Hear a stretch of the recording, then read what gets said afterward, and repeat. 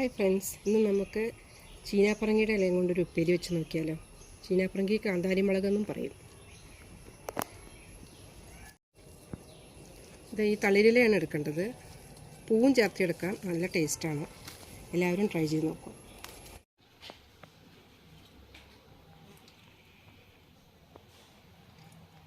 അരിമുളകിൻ്റെ ഇല ചെറുതായി മുറിച്ച് വെച്ചിട്ടുണ്ട്.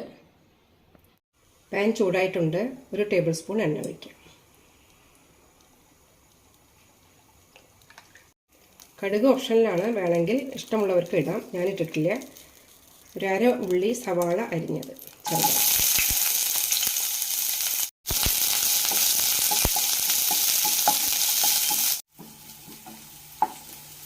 ഇപ്പോൾ നമുക്ക് ചീര ചേർത്ത് കൊടുക്കാം.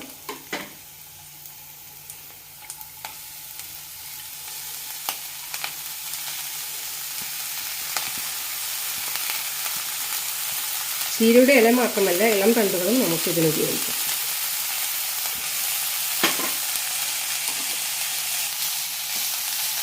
നല്ല ഇളക്കി കൊടുക്കാം.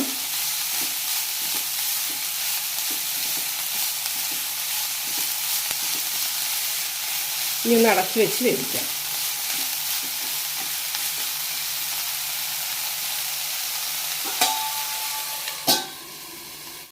ചീരക്കായിട്ടുള്ള അരപ്പ് അരച്ചെടുക്കാം. ചതച്ചെടുക്കാമെന്ന് പറയാം, അരച്ചെടുക്കേണ്ട ആവശ്യമില്ല. 3 ടേബിൾ സ്പൂൺ തേങ്ങ, 4 വെളുത്തുള്ളി, 4 ചെറിയ ഉള്ളി, 3 പച്ചമുളക്, 2 ചെറിയ അരിമുളക് പീസ് ഇട്ടിട്ടുണ്ട്. അതധികം മൂക്കാത്ത മുളകാണ്. 1/4 ടീസ്പൂൺ മഞ്ഞൾപ്പൊടി, 1/4 ടീസ്പൂൺ ഉപ്പ്. ഇതൊന്ന് ചതച്ചെടുത്തിട്ട് വരാം. തേങ്ങ വെളുത്തുള്ളി എല്ലാം ചേർന്നിട്ട് ചതച്ചെടുത്തിട്ടുണ്ട്. ഈ സമയത്ത് നമ്മൾ അരപ്പ് ചേർക്കാം. ആവശ്യത്തിന് വെള്ളം.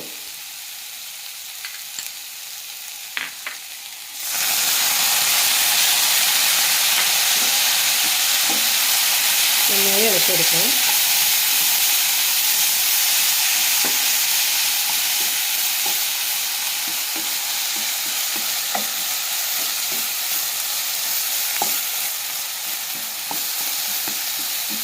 മൂടി വെച്ച് വേവിക്കാം.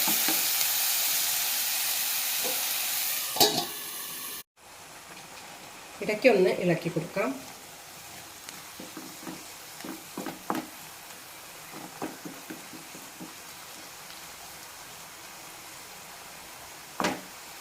അഞ്ച് മിനിറ്റ് വേവിക്കാനുണ്ട്.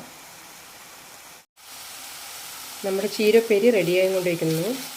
വെള്ളം ഫുള്ളായി ഡ്രൈ ആവണമെന്നില്ല. ഇത് മാത്രം മതി ചോറ് കഴിക്കാൻ.